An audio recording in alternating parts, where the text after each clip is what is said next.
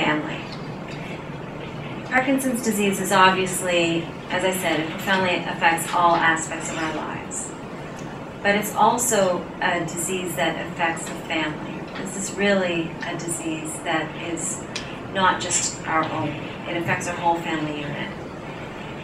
And I know most of us are cognizant of that, but sometimes do, human nature-wise, get caught up in our own stress. But the most vulnerable of our family, and I believe, is our children. Our children can be a huge support, but they're also the most vulnerable in terms of how they experience this disease. It's something I want to spend a couple of minutes on, just because it's obviously a passion of mine, having 3 young children. I'm actually, I have a couple of children's books about Parkinson's that are in illustration phase now. Hopefully they might help some families as well. In our situation, it's a little bit different because I was pregnant with my first when I got my diagnosis, so all my children know is a shaky mom. For them, they know that sometimes mama colors inside the lines and sometimes not so much. Sometimes mama's good at doing their nails and other times they're better off waiting if they don't want to mess. So for them, it's a little bit different in terms of their experience. That having been said, we've used it as a learning point, a teaching point for them. We've taught them basically that things happen in life. You're going to face obstacles in your life, but how you approach those obstacles is going to define the type of people you are. And I think they've learned a lot of empathy and gratitude and charity from this experience with this disease. A few tips on what you might want to, how you might want to approach this with your children or grandchildren. First of all, be honest in your disclosure. Children are very intuitive, and the stories that they make up in their minds are often much worse than reality itself. And they get very fearful if they think that somebody's hiding, a grandparent or parent is hiding something from them. So be honest in your disclosure, taking into consideration their age, of course. Use words that are directed to their education level, and that's why I actually wrote one of the guides, one of the books, which is a guide for children and parents to go through together, or grandparents to go through together, that discuss a little bit more in depth about the disease. But do use some of the technical words, because it's an education, right? It's important for kids to know that shakiness can also be called tremor, etc. Always express hope. Every situation has a positive perspective to it, and children are eternally optimistic, so honor that as much as you can. There's going to be days that I don't feel very hopeful, and I don't feel very optimistic, but nonetheless, I try, and when I'm speaking with them or interacting with them, remain as optimistic as possible. I also show them that, I have down days, and that's okay, but I never sort of want to make them fearful about the future, because that's going to affect them in other ways. I mean, children have difficulty enough navigating the world with that added stress. And empower them. This is really important. Give a child concrete ways to help out, be you a grandparent or a parent, whether it's helping around the house or something a little bit more broad, like fundraising. But giving them something that they can do gives them a sense of control, because it really is an uncontrollable situation for a child. So giving them that sense of control is really, really vital. But as I said, if approached correctly, children can be your most optimistic, most gregarious members of your support network. They can be the best medicine for you.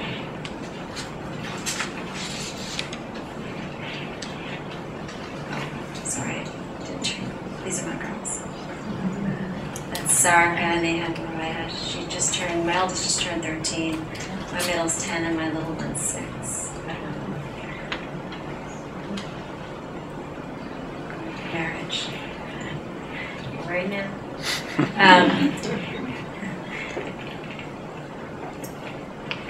I will say that I have a great deal of empathy, obviously, for those that have Parkinson's, like myself. But I also have a great deal of respect and admiration for our caregivers, people that walk this journey with us. And I think it's really important that we acknowledge the amount of time and effort and love it takes to take this journey. unfortunately, some marriages do suffer and some don't survive. But I would put forth, in every situation that I've seen where that happens, it was not the Parkinson's itself that caused any rift in the marriage, but any kind of life stress. Things were probably in trouble well before a diagnosis came along. I think the majority of us are lucky enough that we have spouses that will really support us and are imperative to our support team. Allied health professionals. Again, this depends on what type of symptoms you have. I'm talking about your physiotherapists, your massage therapists, your nutritionists, your occupational therapists. Counseling, sometimes formal counseling is necessary. If you suffer from depression or you're having a lot of stress at certain times of this disease, it's definitely helpful. Financial planner, planning for retirement or just day-to-day finances if you're the primary breadwinner for the family, for instance. And a lawyer. A lawyer sometimes is a necessary person to consult if you're dealing with employment issues or you're dealing with disability companies, insurance companies. Are there any questions at this point? Yes. My neurologist referred me to a movement disorder specialist at Toronto Western, and I'd be going to see her. But she's not. I asked her if she's going to be part of my ongoing. She said no. Actually, the most difficult to implement. First of all, nutrition. What do we know about nutrition? Well, we know that in Parkinson's disease, poor nutrition, loss of muscle mass is very common, particularly as the disease advances. We know that people with Parkinson's are 4 times more likely to have a weight loss of greater than 10 pounds compared to their age-matched controls. This may be because of malabsorption, meaning you're just not absorbing what you need to from your food. It can be due to side effects of the Parkinson's itself, so difficulty preparing food, shopping, swallowing, etc. We also expend more energy with the tremor and the dyskinesia and the dystonia. We burn more energy. I'll just briefly mention there's also a subgroup of Parkinson's patients that gain weight, and this can be secondary to compulsive eating with some of the dopamine agonists, and it also can be after deep brain stimulation. That's what DBS is. People don't tremor anymore, they don't move as much anymore, so they're not burning as many calories. So unfortunately, I can't give you specifics in terms of what you need to do, what you should eat. I mean, if you have weight loss, you should definitely be eating more often. So 3 small meals or 3 small snacks is a good way to go. But in terms of what you should eat, you really need to consult a nutritionist because it depends on your age and the amount of weight you've lost, your other medications, your mobility, etc. They need to tailor it for you specifically. Other issues that come up with nutrition in Parkinson's that can interfere with your quality of life is swallowing difficulty. Solids versus liquids. It tends again to progress with the disease as the disease progresses. But 60 to 80% of everyone that has Parkinson's has some degree of swallowing difficulty. Maybe not clinically, maybe they don't know it. But if you do an objective swallowing test, 60 to 80% will prove to be positive. Constipation, that's actually the most common gastrointestinal effect of Parkinson's. High fiber diets are obviously important, but taking enough fluid is, because if you take fiber without taking fluid, you'll constipate yourself even further. And that being constipated might seem like a small thing, but it actually can really affect your quality of life.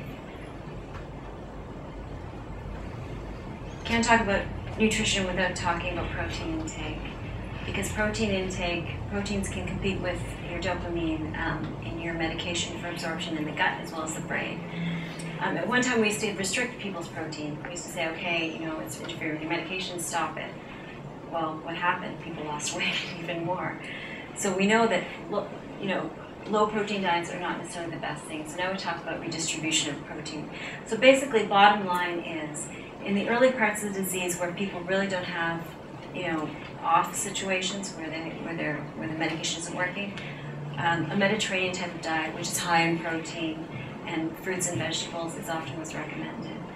As the disease progresses, and if you start to get off situations, particularly after meals, that's when you want to think about redistributing your protein.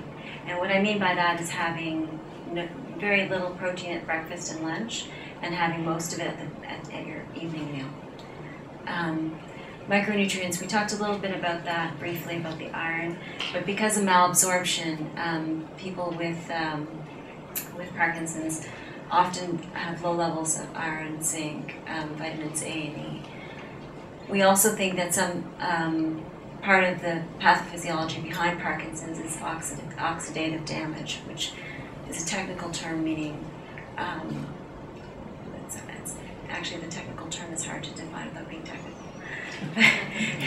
So I'll leave it at that. But antioxidant vitamins A, C, and E are actually very good to have in your diet. Again, most of this stuff you can get from a good, well-rounded diet. You don't necessarily need to have a supplement of it.